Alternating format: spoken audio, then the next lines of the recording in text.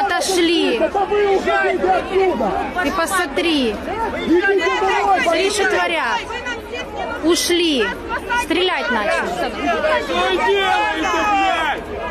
Алло, блядь! Вы, блядь, народ трогаете! Что вы делаете с нашими людьми? Зачем вы убиваете людей, нападаете?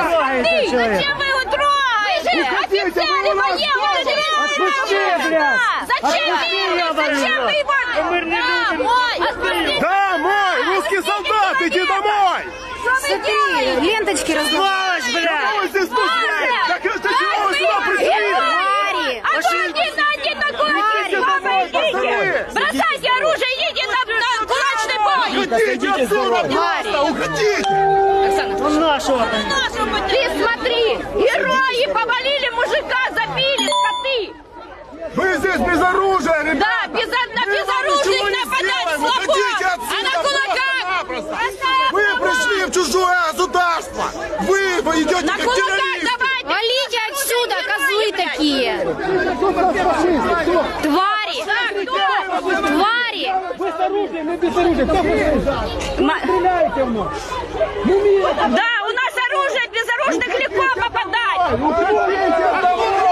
Валите нахер отсюда, бля! Матери у вас есть дети, есть жены, есть, что вы делаете?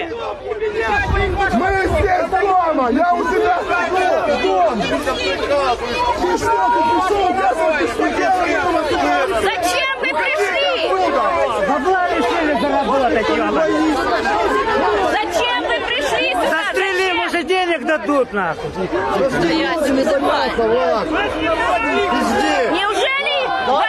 Боже, как вам с оружием на людей безоружных? Написано друг на каске. Что это за друг? А Киры знает. Выезжайте! Давай, выезжайте! Домой! Выезжай! Мы безоружных, действительно, свободны.